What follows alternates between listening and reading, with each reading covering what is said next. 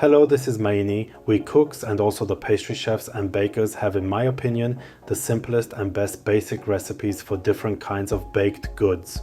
Today I am showing you a basic recipe for this baguette from my training, and my promise to you is very clear. You will have these baguettes baked and on the table in front of you within 2 hours. We are now starting with the quick dough using the direct dough method.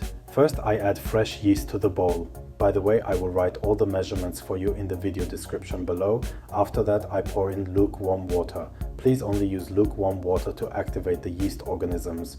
Water that is too hot would kill them. Then I stir it 2 or 3 times and add all of the flour at once. Because I am lazy, I do not knead the dough by hand. I put it into the stand mixer. The dough is now kneaded for 10 minutes on speed level 2. You have probably noticed that I have not added any salt to the dough yet. There are several reasons for that, but to summarize it a bit, salt can slow down the reproduction of the yeast organisms because it can draw water out of them. That is why I add the salt only after 9 minutes of kneading. Some people add sugar at this point and argue that the yeast needs food or that sugar caramelizes and gives a nice baking color. Traditionally though, no sugar is added here.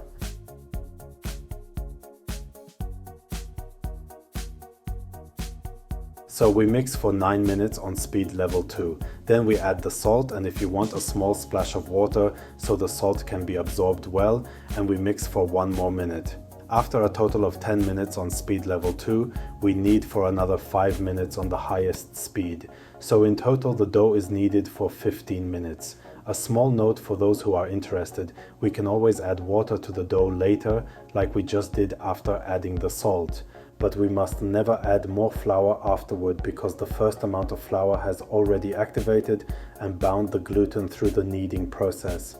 Adding more flour later creates a dough that has different internal structures or different dough properties, you could almost say, because the newly added flour has not yet had a chance to develop its gluten, and that usually goes wrong. After 15 minutes of kneading, the relatively wet dough comes out of the machine. I do not shape it into a round ball, but place it into a lightly oiled container and stretch and fold it once from all sides. A small note on the side, oil in a dough can also slow down the yeast organisms. The idea is that a dough with oil needs a bit longer to rise compared to a dough without oil. But the oil is not a problem here.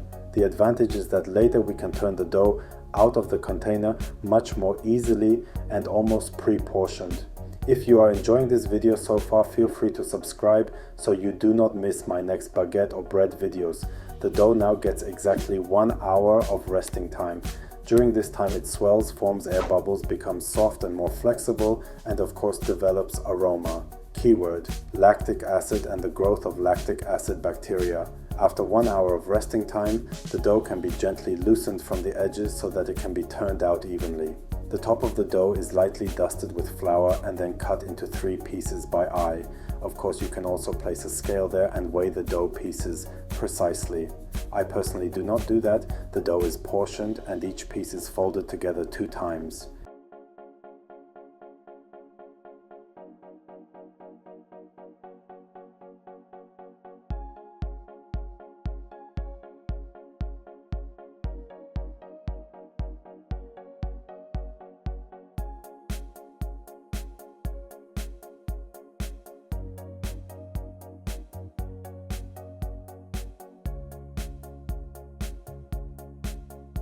Now the dough is folded immediately, for example, to create tension on the outside. There are many different folding methods.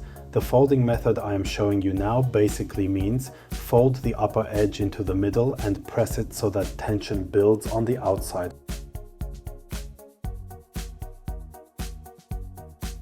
Turn the dough over and fold it the same way.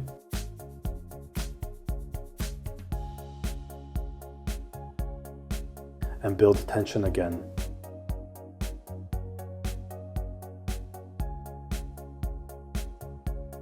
And then fold it down 2 or 3 times, so to speak.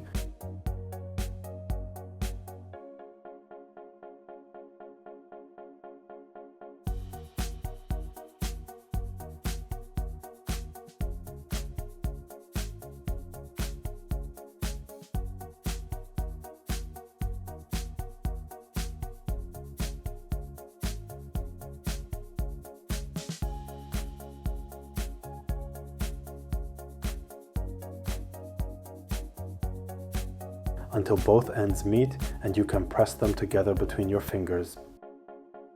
After that, the baguettes are rolled out carefully. Now I will show you my favorite folding method. It is simple, great, and works very quickly. So we have portioned the dough pieces and folded them over each other briefly. Now we take one dough piece, open it a little and pull it toward us with rolling movements, then push it away lightly to create tension on the outside. The tension will later make it easier to score and bake the baguettes nicely. Now the shaped baguettes need to rest for about 20 minutes. This resting time is also known as final proof. If you want to bake the baguettes in baguette molds, the 20-minute final proof can take place directly in the molds. If you want to bake the baguettes on a baking tray, the 20-minute final proof can also take place directly on the tray, covered of course. If you want to bake the baguettes on a preheated pizza stone or do the final proof in the classic way, then take a linen cloth, dust it lightly with flour and place the shaped baguettes into the linen cloths with the seam facing upward. Add a little flour on top and cover them well, preferably with a bag, so the dough does not get too dry but also not too moist. After 20 minutes of final proof, whether on a tray or in the linen cloth, the baguettes have risen nicely again and can be turned with the help of a baguette board and placed onto a regular tray, onto a baguette tray, or onto a preheated pizza stone. If you do not want to buy baguette boards, you can simply use a piece of cardboard. The baguettes are lightly dusted with flour from above because this makes them easier to score and also gives them a nicer bloom and crust. Whether you make one cut in the middle or 3 or 5 diagonal cuts is up to you. You should, however, score them with a very sharp knife or like I do with a razor blade that I have pulled onto a wooden skewer. It needs to be sharp so it cuts cleanly instead of pulling or tearing the dough.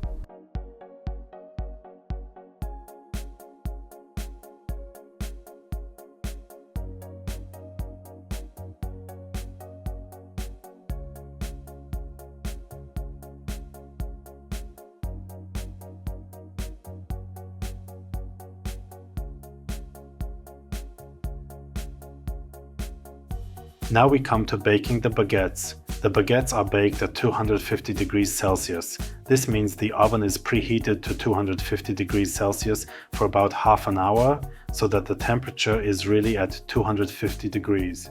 Then we open the door, put in the baguettes that we have just scored, and then I usually have steam, meaning water or water vapor.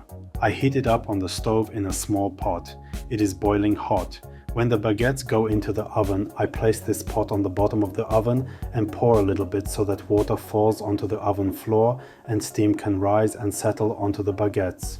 The whole point of this is that when the baguettes are baked with steam, the steam settles on the surface. This means they do not form a crust immediately, but stay slightly moist and have time while they are still slightly moist to rise nicely and to expand, you could almost say. After 10 minutes of baking time, I open the oven door, take out my pot with the water, close the door again and reduce the heat from 250 degrees to about 220 or 225 degrees, and then I bake the baguettes without steam for another 15 minutes. Baguettes are traditionally baked with falling heat. This means we start with a relatively high temperature and then reduce it. After the 25 minutes of baking time, which also depends a little on the oven, you can take the baguettes out and spray them with water if you want. This creates a nice crust again and gives a bit of shine. If there is too much flour on the baguettes, spraying water does not work well. I personally only do it when the baguettes have very little flour on them. When you cut the baguettes horizontally and see this open, irregular crumb, it is almost hard to believe that these baguettes were made within 2 hours. Of course, you can get an even more open crumb, but for that you need a long dough fermentation, a preferment, and so on. I will also show you that here in the next weeks and months if you subscribe to my channel and turn on the bell. Stay healthy and see you in the next video.